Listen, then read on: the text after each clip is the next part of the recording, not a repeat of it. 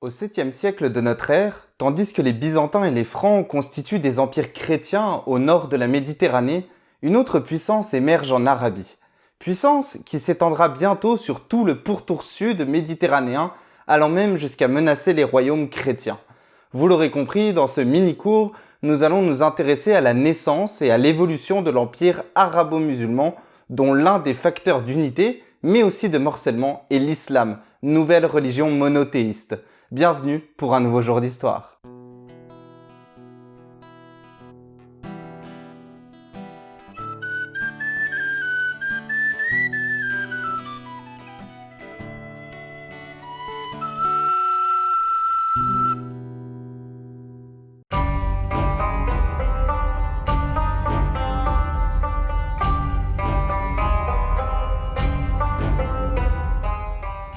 C'est au début du 7e siècle qu'un marchand arabe de la Mecque, en Arabie, du nom de Muhammad, fonde l'islam. Sans rentrer dans les détails, car nous ne sommes pas là pour faire un cours de religion, l'islam, considéré comme une religion révélée, signifie soumission en arabe.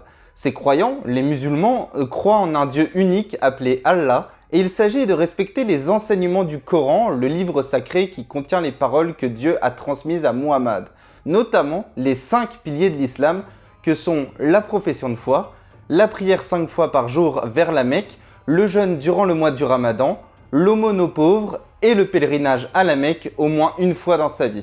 Rejeté par les Mécois, Muhammad parvient à convertir les habitants de Médine et en devient le chef. C'est en 630 qu'il revient dans sa ville d'origine pour y imposer l'islam et interdire le polythéisme, le culte des anciennes idoles perses. Débute alors une expansion rapide. L'islam se répand dans presque toute l'Arabie, puis à la mort de Muhammad en 632, ses successeurs, que l'on appelle califes, en tant que chefs religieux et politiques des musulmans, engagent le djihad armé contre les empires perses et byzantins. Pour rappel, le djihad est une lutte intérieure par les prières pour renforcer sa foi, mais aussi une lutte extérieure par les armes pour défendre et étendre l'islam. Ainsi, la Perse, le Proche-Orient, l'Afrique du Nord et une partie de l'Espagne sont conquis par les musulmans. En un siècle, ils créent un immense empire.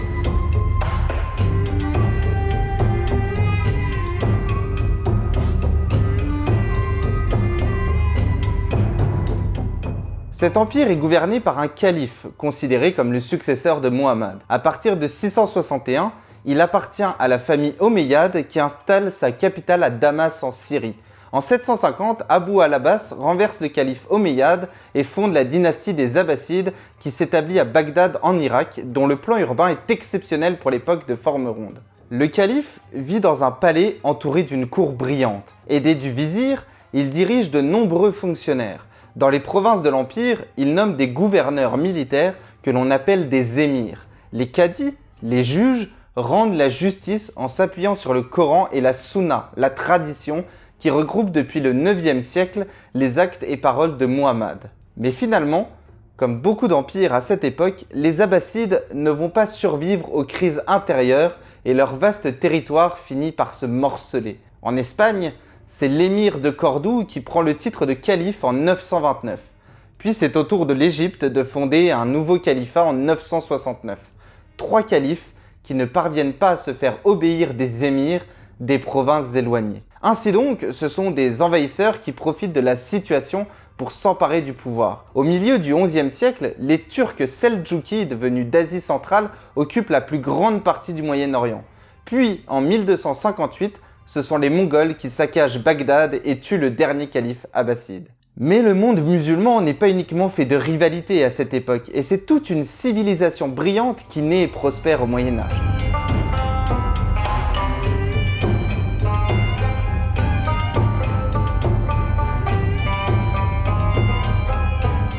Cette civilisation est d'abord caractérisée par des populations variées. Après la conquête, de nombreux habitants de l'Empire se convertissent à l'islam. La langue arabe se diffuse partout, même si certains peuples conservent leur langue, comme les Perses, les Turcs ou les Berbères.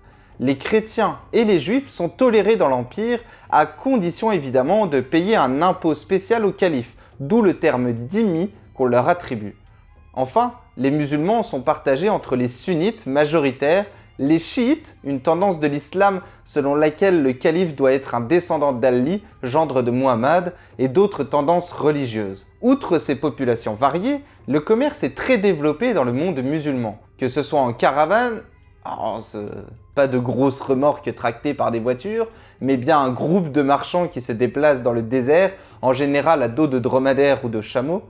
Que ce soit donc en caravane ou en bateau, les Arabes se rendent jusqu'en Inde et en Afrique noire pour se procurer des produits de luxe. Une partie de la marchandise est revendue aux Byzantins et aux marchands italiens. Les villes sont également plus grandes qu'en Occident. Elles s'organisent autour de la grande mosquée et du palais fortifié du calife ou de l'émir. Souk, fondouk, hammam en nombre, teintés de l'art musulman, font la beauté de ces villes. Villes dans lesquelles les habitants se regroupent par origine ou par religion. Enfin, le monde musulman est un carrefour culturel.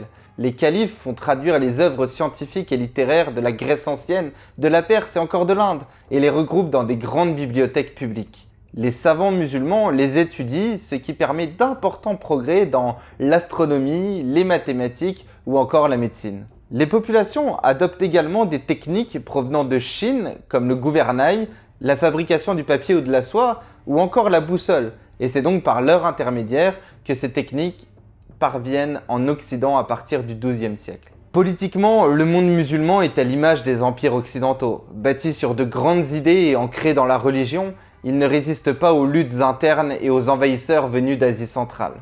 Pourtant, on ne peut nier que c'est toute une civilisation qui se développe et prospère à partir du 8e siècle en Orient. Les empires et royaumes chrétiens ne peuvent donc plus composer sans, ce qui va donner lieu à d'intenses contacts en Méditerranée, qu'ils soient guerriers, mais aussi pacifiques. Mais ça, nous le verrons dans un prochain mini-cours. En attendant, vous connaissez la démarche.